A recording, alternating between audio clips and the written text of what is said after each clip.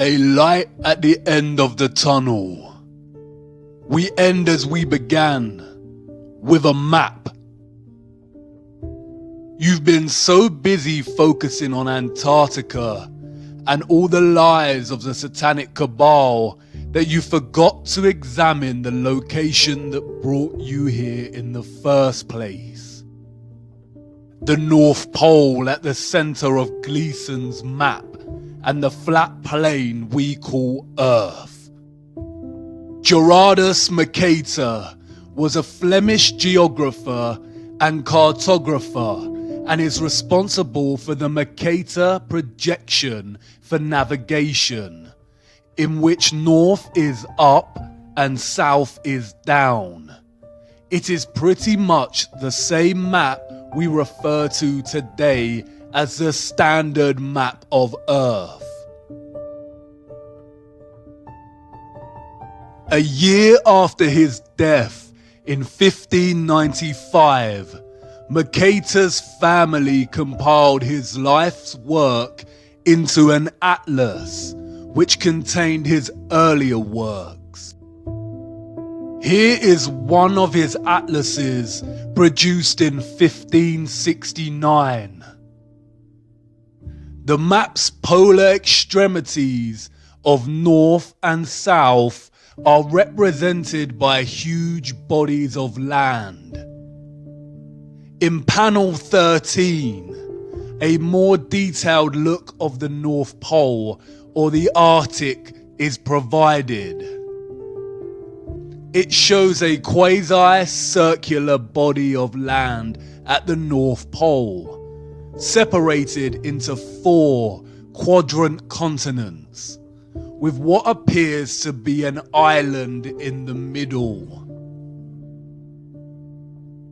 Mercator's 1595 world map presents this Arctic region in more detail.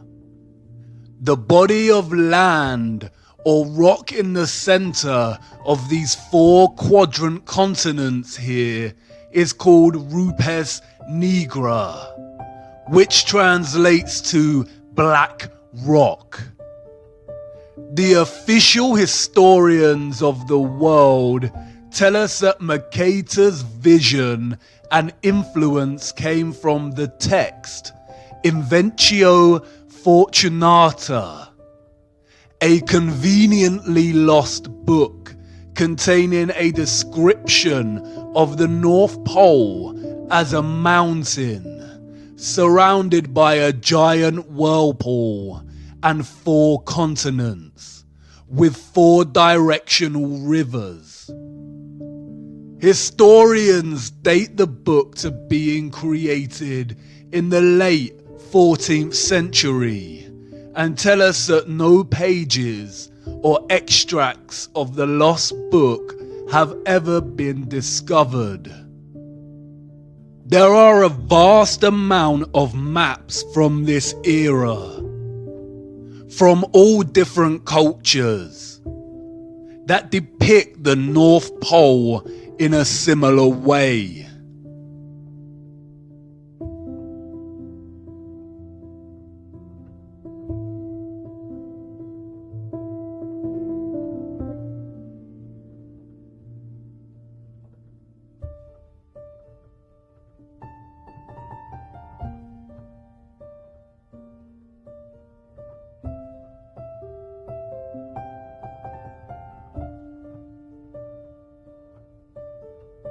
It is not until the 17th century that reference to the North Pole's mountain, 4 continents, and 4 directional rivers starts to disappear from cartography, like a Photoshop erasure job.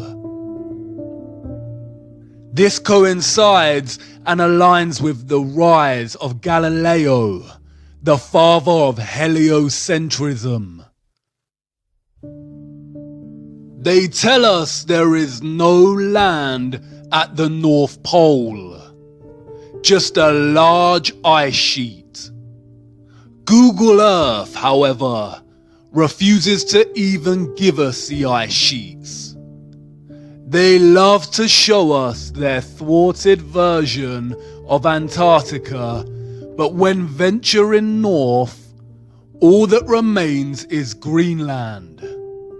Look at Greenland here. Edges of real land before a huge mass of white engulfs the entire country.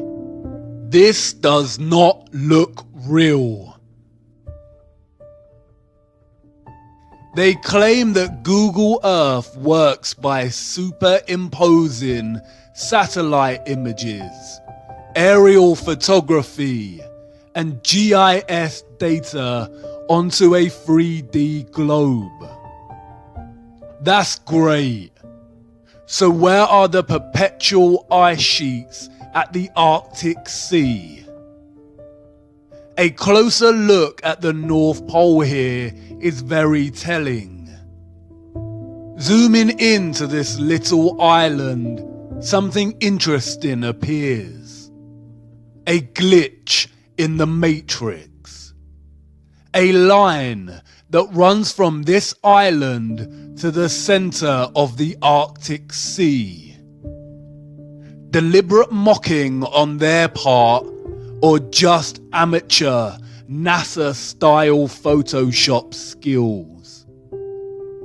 Either way, it indicates that the vast nothingness of blue ocean here is indeed a photoshopped lie, and exists primarily to hide whatever is really here. Perhaps Mercator and the early cartographers just got it wrong. Mercator was no joke in his day.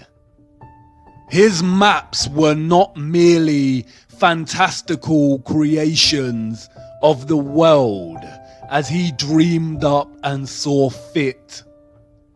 He was known for his meticulous accuracy, and, as stated earlier, he later developed the Mercator projection, which is still used today for navigation. The Invencio Fortunata is lost and has never been found in its entirety or extract.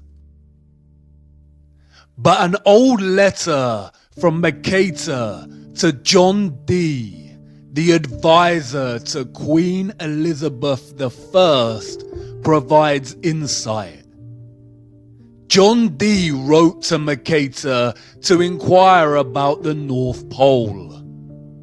In his reply, Mercator paraphrased the Invencio Fortunata and provided a description of the region.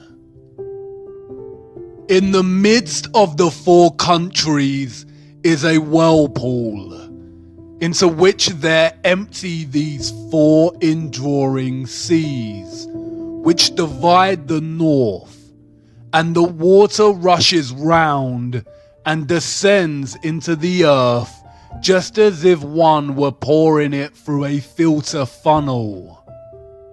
It is 4 degrees wide on every side of the pole. That is to say, 8 degrees altogether, except that right under the pole there lies a bare rock in the midst of the sea.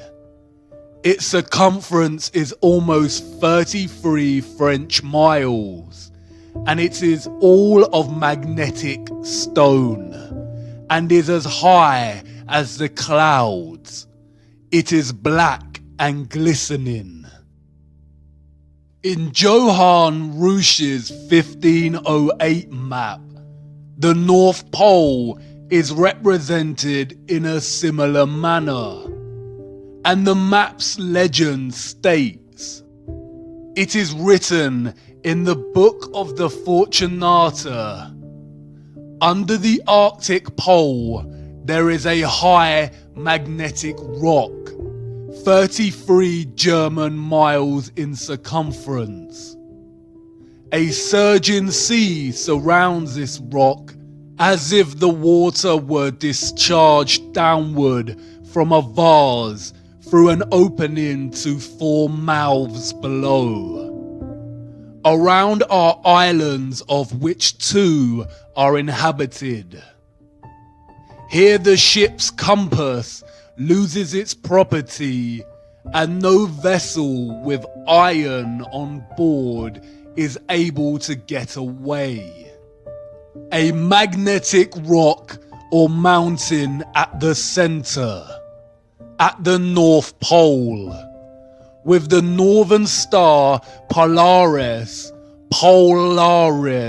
fixed right above, unchanging, while the rest of the stars and constellations in the firmament revolve around it.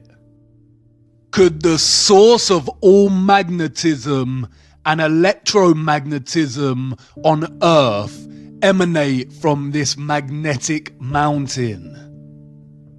It is an undisputable fact that compasses point north. But the satanic cabal tell us that the Earth is a spinning globe with 2 magnetic poles, the north and the south. Yet no matter how far we go south, the compass's needle never shifts and begins pointing south. It always points north. Is the north's magnetic pole just stronger than the south's and able to overpower it no matter how south you go? Or is somebody lying? And what about this whirlpool? The vortex at the center? Do the oceans really collect through 4 rivers and descend into the earth itself like a funnel or a vase? Would that even be possible? Do you remember what happened to water in the bowl with the magnet? Water is diamagnetic. It would certainly resist a large magnetic mountain. Is the North Pole really Earth's very own rabbit hole? And again, if this were true, why lie? It's entirely possible to let people know about this mountain and whirlpool and make it compatible with their satanic heliocentric model. The rabbit hole goes a lot deeper than you realize.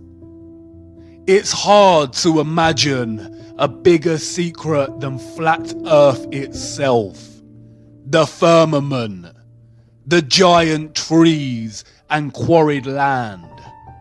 But there is one. It could very well perhaps be the most satanic lie of them all. Just perhaps. As always, the clues are hiding in plain sight. In the symbolism, in the mythology, the language, the metaphors, the movies, waiting patiently to be discovered. If we were to take them at their word and believe that Mercator and other renowned cartographers of the time were just influenced by a now missing book, the journey would end here. But by now, we know better than that. History is a corruption. The truth has been shattered, fragmented, mythologized, and scattered. All cultures throughout time have spoken of an ancient and sacred land. The ancient Greeks called this place Hyperborea, a land of perpetual sun. They said the people of Hyperborea were giants that lived for 1,000 years and enjoyed a life of happiness. Look at that word. Hyper is a prefix meaning beyond, and Boreas was the god of the north wind. Hyperborea, beyond the north wind. It is reminiscent of another word, the Aurora Borealis, the Northern Lights. The Hindu and Buddhist traditions speak of this legendary land as Shambhala. In Buddhist mythology, Mount Meru has its roots in hell and its summit in heaven, and is the bridge between Earth's realms. Scholars have pondered the location of Shambhala, writing that the literature frequently asserts that the world axis is associated with the center of Shambhala, and therefore it cannot possibly coincide with the Earth's spin axis unless Shambhala lies at the North Pole. Numerous sources support the tradition that Shambhala once lay near the North Pole. The Scythians, a branch of the Vedic peoples who roamed the Central Asian steppe, told of a wonderful place, similar to Shambhala, that lay far to the north. In most Asian cosmology, Mount Meru stands at the center. Look at the cosmological geometry here. Mount Meru at the center with 4 surrounding continent lands. In the fountain source of occultism, Paraka writes, this spot is the summit of what in the Hindu Puranas is called Shveta Dvipa, Mount Meru or Sumeru. It is the North Pole of the Earth. It is the mystical North Pole. The Japanese spoke of the island of the congealed drop, which was placed at the North Pole. The Vedics called this land Paradisha. Ewaranon in The King of the World writes, according to the Vedas text and the Persian Avesta, Paradisha was literally located in the sense of the word at the pole. The ancient Hebrew word for Paradisha is Pardes, which translates to garden. In Norse mythology, we have Vergelmir, the whirlpool at the roots of the cosmic tree Yggdrasil, where we are told all rivers flow from. The ash is greatest of all trees and best. Its limbs spread out over all the world and stand above heaven. 3 roots of the tree uphold it and stand exceeding broad. One is among the Aesir, another among the Rime giants, in that place where aforetime was the yawning void.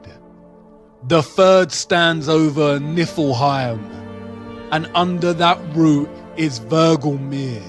You've seen this before. Look closer. A circular rim of mountains. Perhaps at first mistaken for the Antarctic ice ring. But compared to Mercator's 4 continents, surrounding Rupes Nigra, a circular rim of mountains. In the Bible, this land is called the Garden of Eden.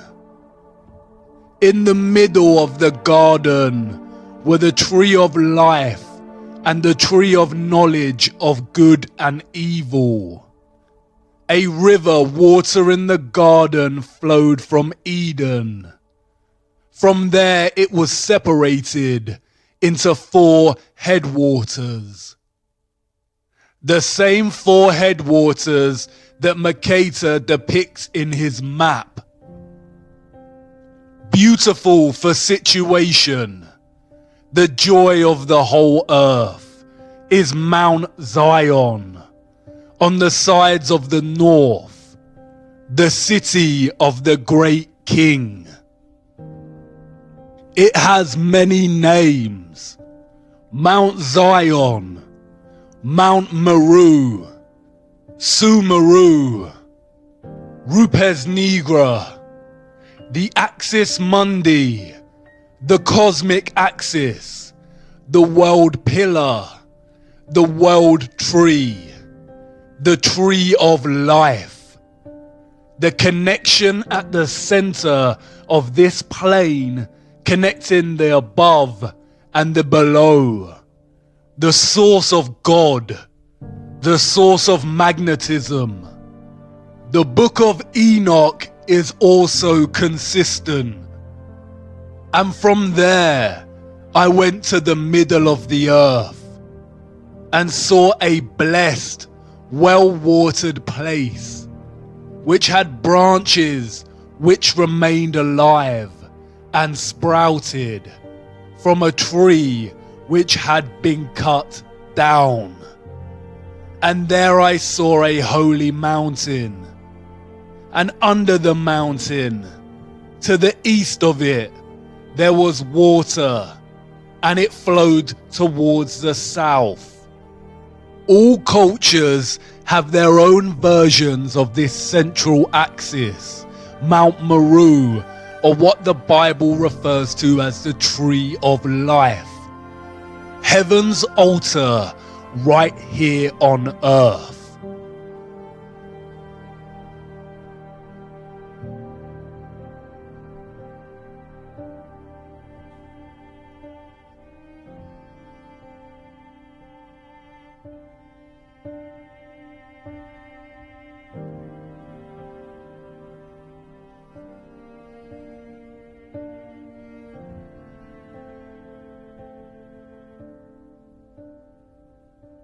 William D. Warren in Paradise Found states, "Is anywhere in the temple of nature there was to be an altar, it could only be here."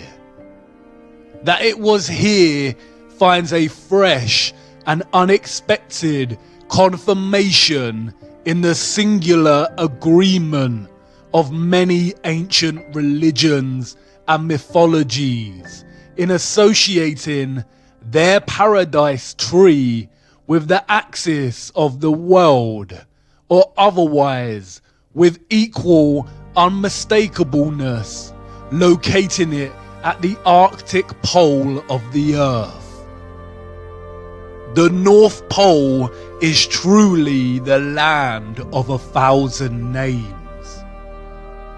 In accounts of his voyage in search of the Garden of Eden, Irish Saint Brendan, also known as the Navigator, journeyed to the north past Iceland and Greenland and recounts seeing great crystal pillars. A lot of Celtic mythology centers around the northern regions, with many believing that the real location of the Arthurian Avalon is actually at the center, the North Pole. Interestingly, the same John Dee that wrote to Mercator claimed that King Arthur conquered the far northern region, According to John Dee, another missing text, the Gestae Arthuri apparently contained an account of Arthur's expedition to the North Pole. Another text, the Legis Anglorum Londonis Collectae, testifies to this same expedition. Through Celtic mythology, King Arthur became associated with the North constellation, the Great Bear, otherwise known as Ursa Major. By Sir Walter Scott's day, King Arthur had become firmly associated with the Pole Star, or Polaris. In his 1805 work, Lay of the Last Minstrel, he states, Arthur's slow wane his course doth roll, in utter darkness round the pole. The northern bear lowers black and grim, Orion's studded belt is dim. The symbolism speaks louder than the corrupted history. King Arthur's Knights of the Round Table and the Western and Chinese zodiacs are strikingly similar. The Chinese zodiac table. It is our flat earth. The constellations of the dome or firmament circling the magnetic center, as do the yin-yang of the sun and the moon. King Arthur and the 12 knights at the round table. 12 zodiac signs, 12 knights, with King Arthur's seat at the top, like Polaris. Look at the rose in the center. It is very similar to Mercator's representation of the North Pole. The 4 continents look like petals, and the magnetic mountain in the center looks like the plant's stigma. Is the North Pole the true Holy Grail? The clock with its 12 hours, all time revolving around the center or the pole. There are 12 months in a year and 4 seasons, just like the 4 continents surrounding the pole. Our Earth is the oldest clock. 12 stars on the flag of Europe. Mercator's letter stated that Mount Meru, or Rupes Nigra, was 33 miles in circumference. 33 again. The United Nations flag, split into 33 sections, with the final, largest section falling in the center. 33rd degree Freemasonry. During the course of initiation, the Mason is taught that the North is Masonically a place of darkness. The Freemasons worship East, West, and South, and forsake the North. This is because the North is associated with the energy of good. It is the source, the magnetic mountain, the axis mundi directly underneath Polaris, the fixed constant star. 33 is also the age Jesus was when crucified. Many scholars have drawn links between Jesus and King Arthur. Jesus had 12 disciples. Da Vinci's The Last Supper. 12 disciples revolve around the center, Christ. A closer look at the table shows an arched central base, suggesting it was actually a round table that has been halved and flattened for purposes of the painting, hidden in plain sight. Our first encounter with the North Pole is also one of the first deceptions we ever experience as humans. Saint Nicholas, or Santa, comes from the North Pole. Santa is an anagram of Satan and has ties to another mythological being, Krampus, a horned half-goat, half-demon deity that punishes children who misbehave, i.e., it has its roots in the satanic practice of Moloch worship. Krampus is still worshipped today in many European countries. Can you see what they are doing? Contemporary Christmas practices have their roots in Victorian literature. Before that, the season still carried its true Christian practices and celebration of Christ. The satanic cabal has distorted and corrupted the true celebration of Christmas, tying satanic figures suggestive of child predation to the North Pole. As we grow up and find out Santa is a lie, we never give the North Pole another thought. It is the location of our first disillusion, our first painful truth. We are programmed to deliberately lose our sense of wonder for the North Pole. This usually coincides with the same time that we begin our heliocentric indoctrination at school. Christmas is a celebration of the birth of Christ, a celebration of the source, of God. That's why we put up Christmas trees. The Christmas tree is Mount Meru, the Rupus Nigra, the tree of life, and the star on top is Polaris, the fixed star in the firmament. Humanity has collectively forgotten this.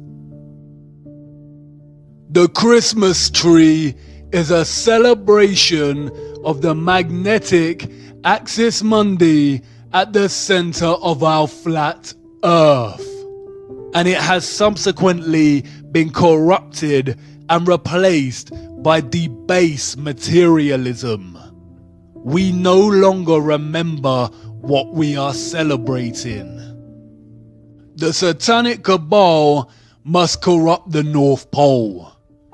They tell us it's just an ice sheet, but Google Earth cannot even give us a photoshopped version of the ice. They don't even want people interested in ice sheets. They can't even bear to acknowledge the North Pole. It is against their satanic religion.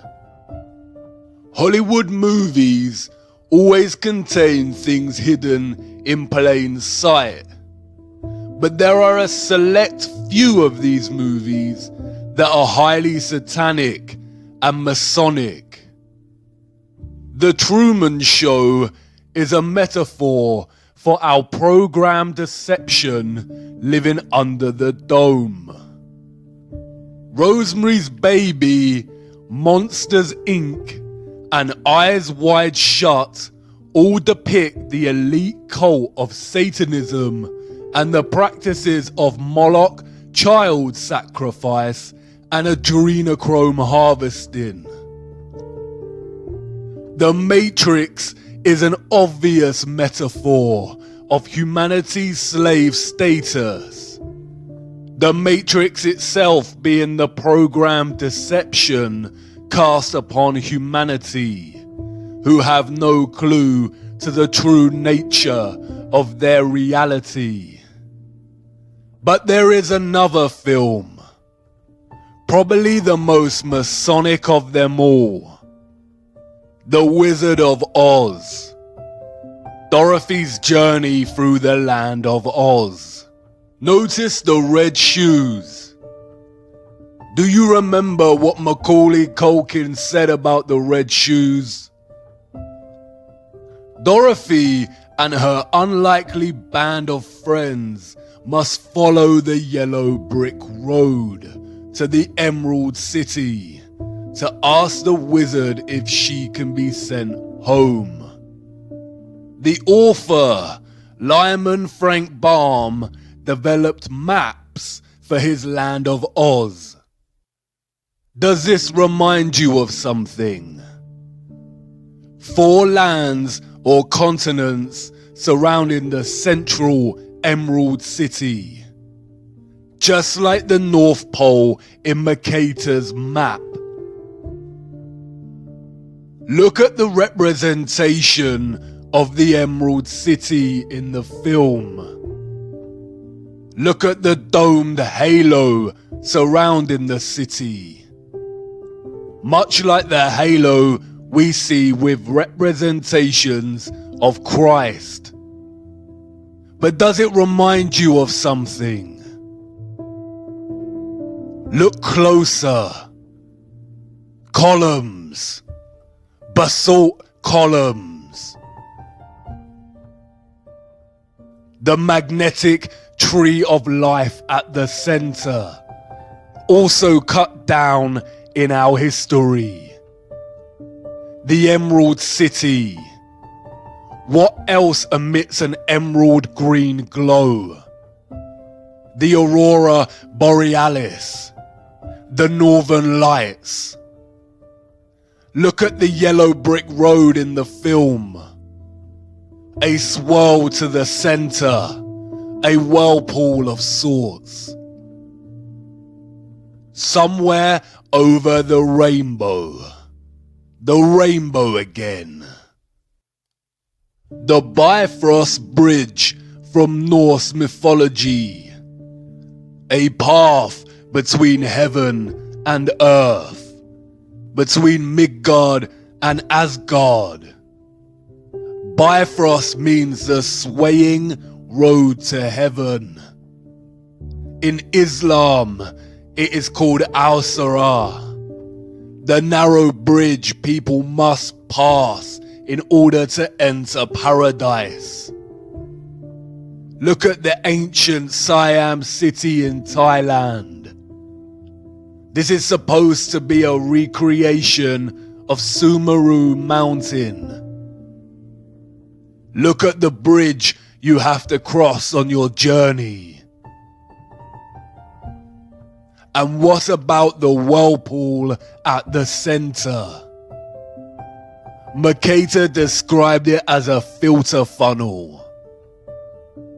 Norse mythology labels it as Vergelmir, or the world's well. Could there really be a whirlpool opening in the center of Earth, caused by the magnetic tree of life, in which the oceans flow down into?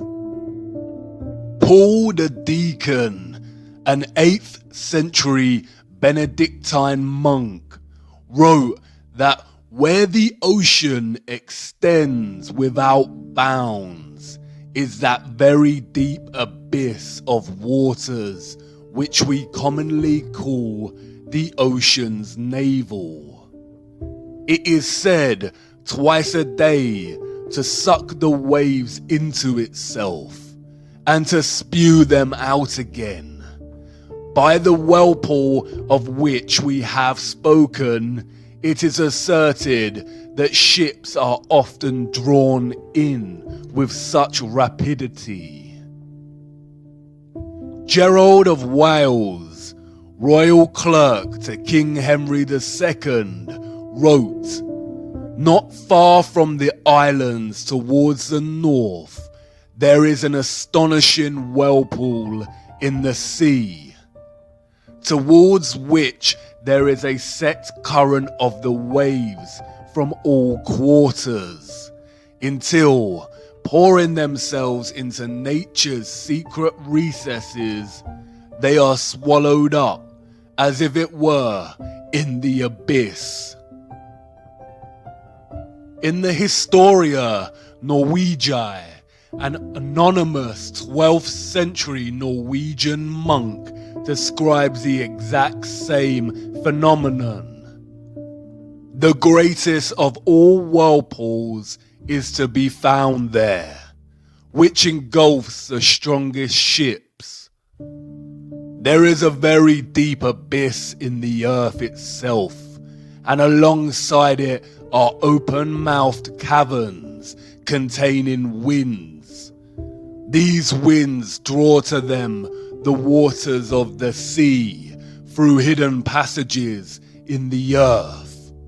They shut them up in the vaults of the abyss. The powerful source of magnetism offers some suggestion as to how this central vortex on Earth actually works.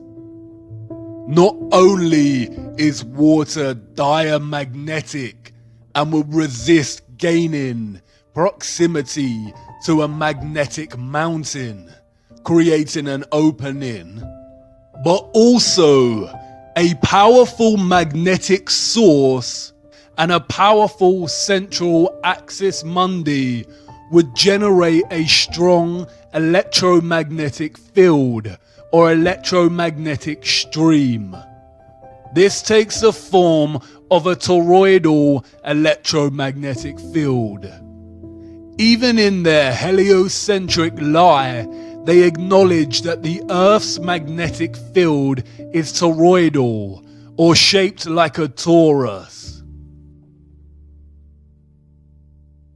The name Mercator, or Mercator, produces the 7-letter anagram creator, or creator, tor, toroidal, or torus.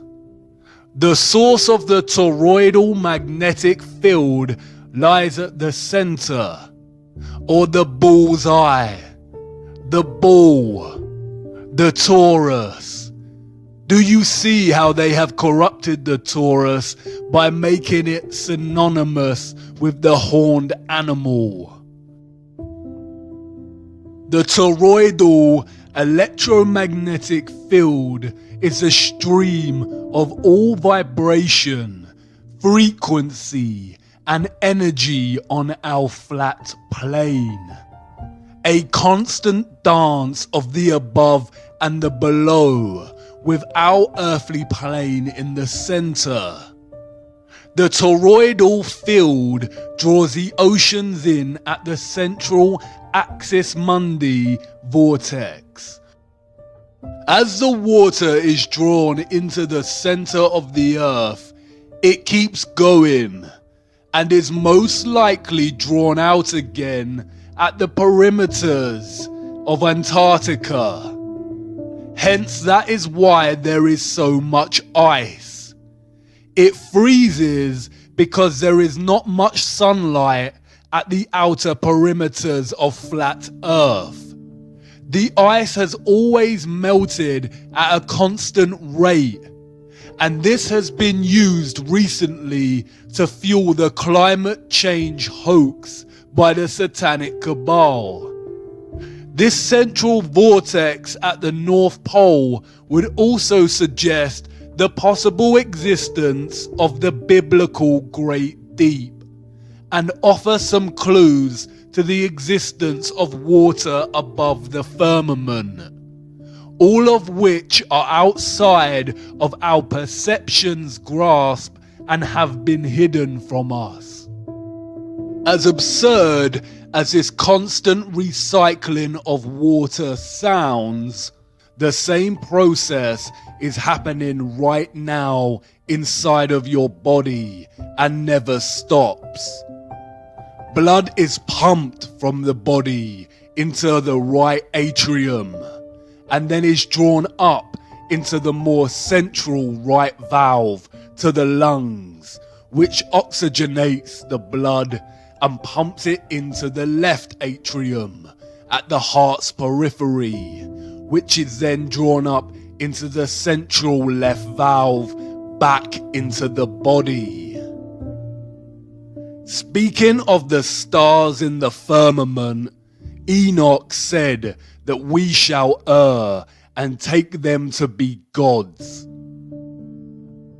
All planets in the fake solar system are named after false gods, such as Mars, Saturn, and Mercury. All of them apart from Earth. Earth is an interesting word, one of its kind. It is an anagram of heart. Look at the electromagnetic field of the human heart. It is a toroid. Look at the apple. It is the same shape as the toroid.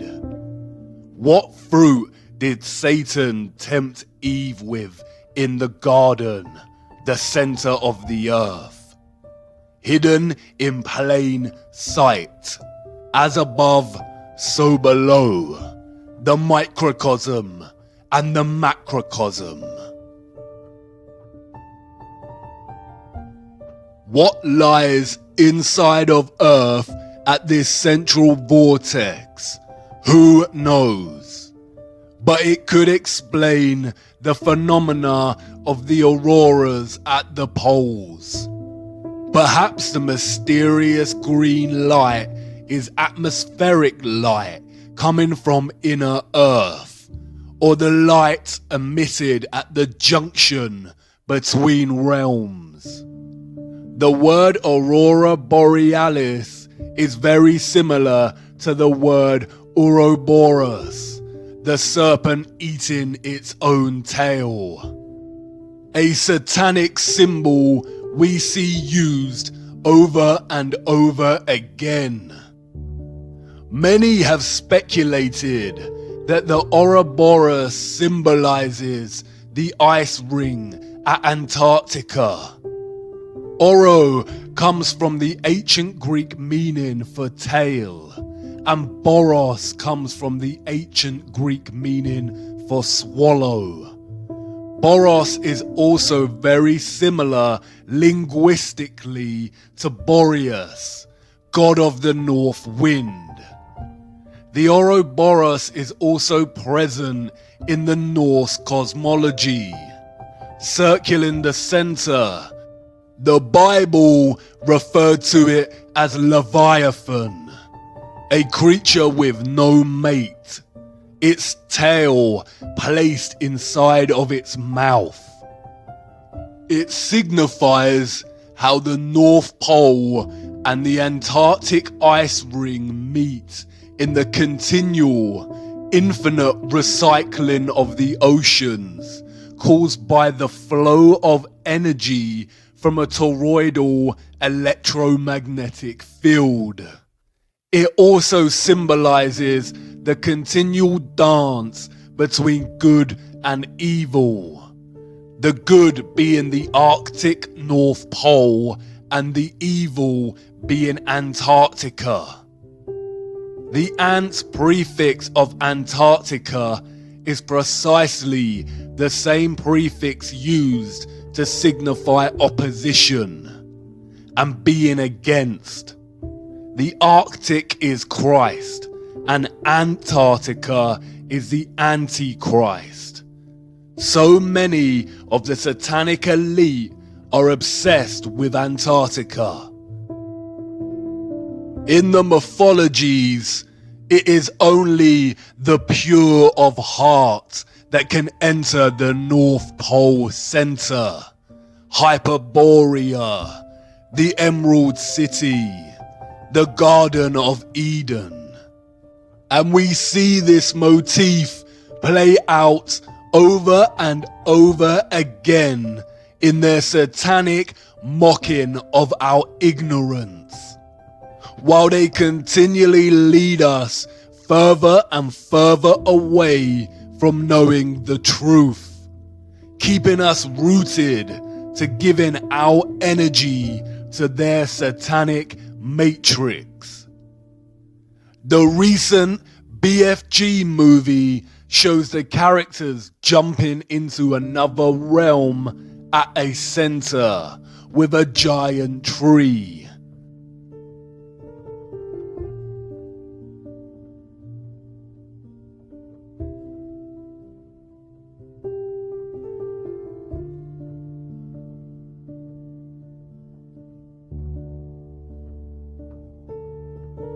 Notice the aurora. Stephen King's The Dark Tower series places the magnetic Mount Meru, the Rupes Nigra, in the center. Notice the familiar map and the Arthur Rose. Look at a clip from the film. It's a map. My father showed me a map like this once. Inside the circle is your world and my world. Many others. No one knows how many. The Dark Tower stands at the center of all things. And it stood there from the beginning of time. And it sends out powerful energy. Interestingly, Stephen King also wrote another novel about life under the dome. Philip Pullman wrote a children's novel called The Northern Lights, in which the protagonist enters another realm through the aurora. Jules Verne's Journey to the Center of the Earth sees its protagonists enter inner Earth in the north, just beyond Iceland. We have the Wandering Mountain in the never-ending story. Notice the rainbow. Even the production company Paramount references this in its logo. Notice the dome stars above the Paramount, the Mount Meru, Mount Zion. We see reference to Flat Earth and the Tree of Life, Mount Meru, hidden in plain sight everywhere. George Bush International Airport, the Flat Earth map on the ground with a huge Tree of Life in the center, reaching up to the dome above. Darling Gardens in Sydney, Australia, the Flat Earth map again, with the Antarctic ice ring and the magnetic mountain in the center. Even the Central United Nations meeting room displays this imagery.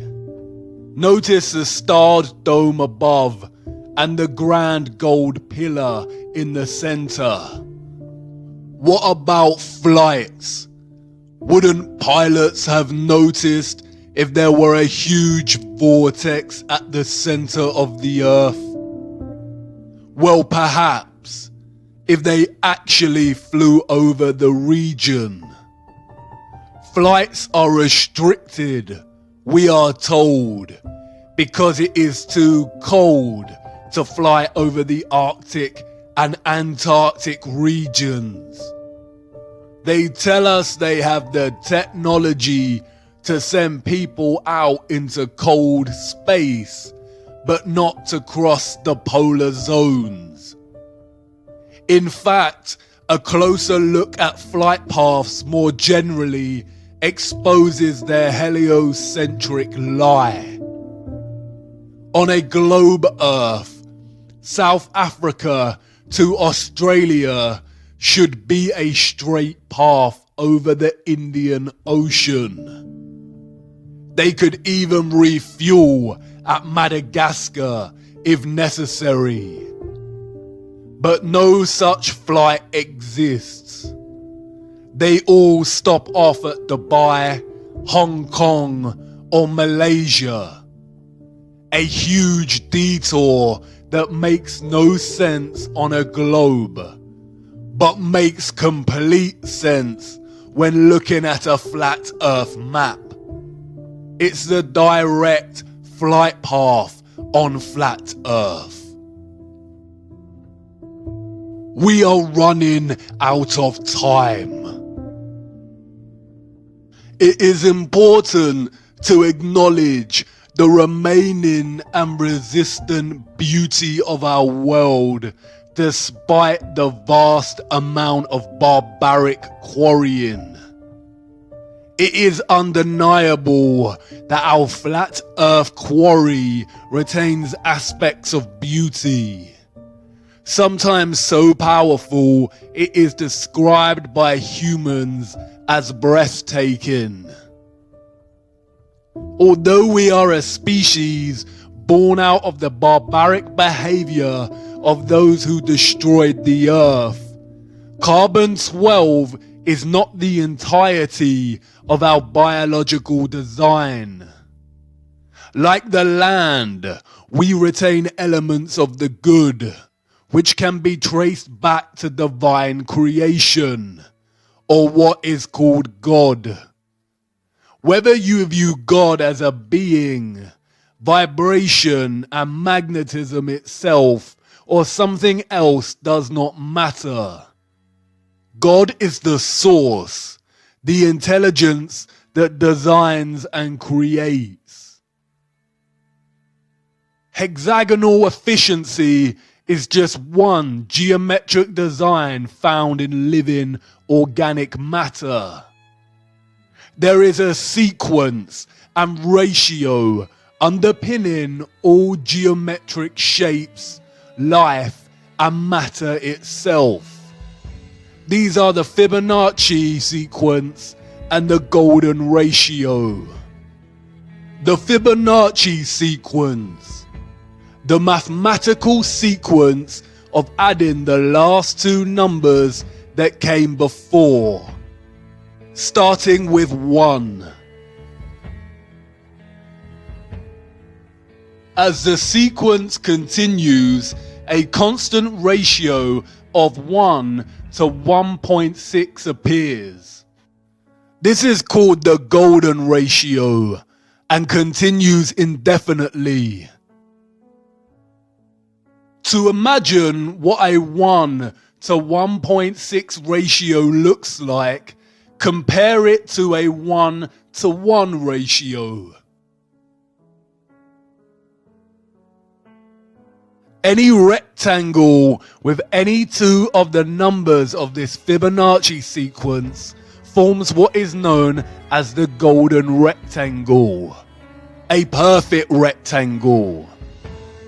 This rectangle can be broken down into squares, the size of the next Fibonacci numbers. Similarly, if you construct the rectangle with the 1 to 1.6 ratio and begin to make incremental golden ratio points within that, you end up with the same results as the Fibonacci sequence. If you divide each with an arc, then the pattern begins to take shape. We see Fibonacci's spiral, the spiral in and of itself. A spiral, spiraling out at the sequential ratio of 1 to 1.6.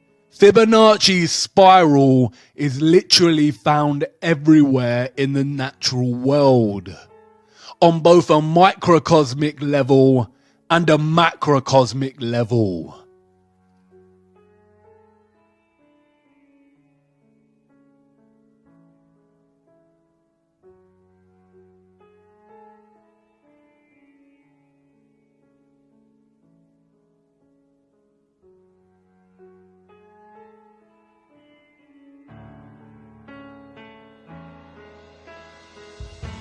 It is the blueprint of all creation.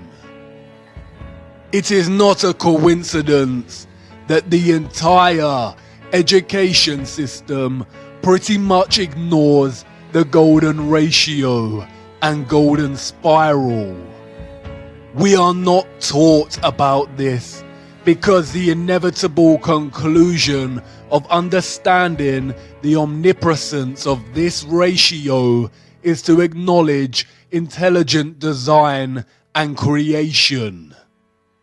It is the fingerprint of God. When viewed from above, the toroid takes on the shape of a spiral. Your brainwashing and programming has to have such a powerful grip over you if you think for 1 second our flat Earth itself would not take on the same ratio and patterning.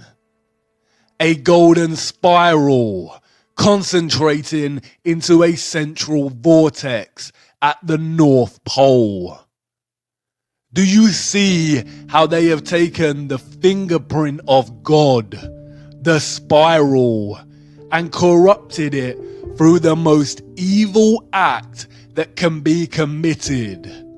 The rape, torture, and murder of a child and drinking its blood.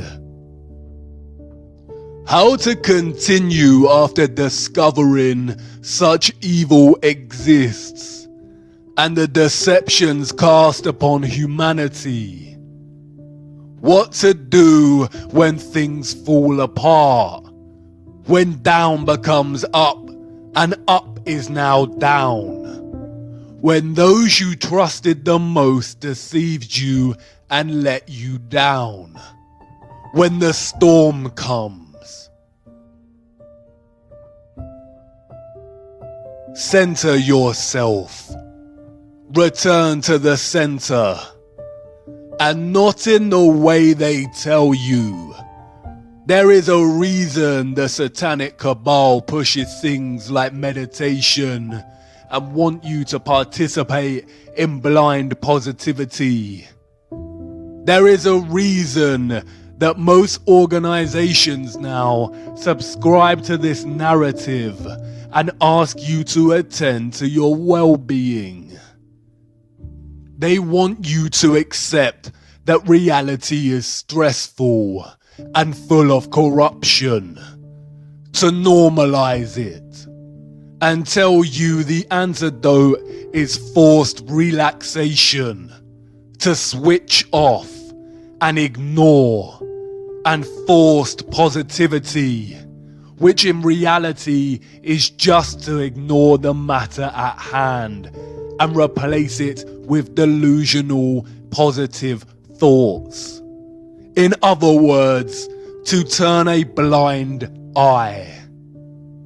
The eye is a microcosm of flat Earth itself, with the pupil at the center, giving you sight.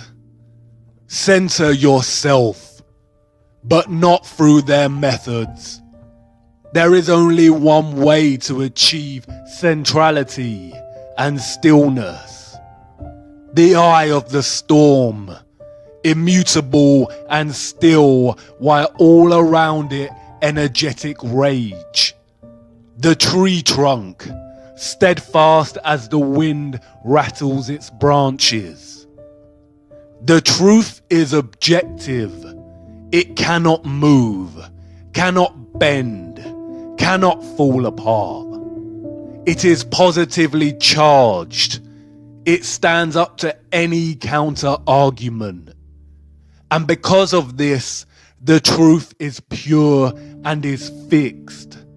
The fixed center of being. Put on the full armor of God so that you can take your stand against the devil's schemes. Stand firm then, with the belt of truth buckled around your waist. And knowing the world we live in, the journey to the center is going to be the journey of a lifetime. It's here, the end of the rabbit hole, the end of our small journey. There is so much we did not get to cover, but I hope you will not forget over time and keep on searching. Did I accomplish what I set out to achieve? Am I wiser? Do I know more? Perhaps a little. But the more truth I discovered, the less I truly know. The truth humbles and puts me in my place. But it is not a place of dislocation that believing in the Einsoft heliocentric model of nothingness produces in an individual. You probably want to ask if I now believe in God. If you need to ask that question, then you haven't been paying attention. I didn't tell you before because I knew I wouldn't need to. But this isn't really an ending for me or for yourself. For I know that something in you, viewer, has forever changed. Whether it's your entire perspective of the earth, or just a small fraction of something that may nag at you during the late nights when sleep doesn't come. This isn't goodbye, and this is not an exit. It's actually the beginning. You're not really leaving the rabbit hole. You cannot leave the rabbit hole now. You've seen too much. The road doesn't end here.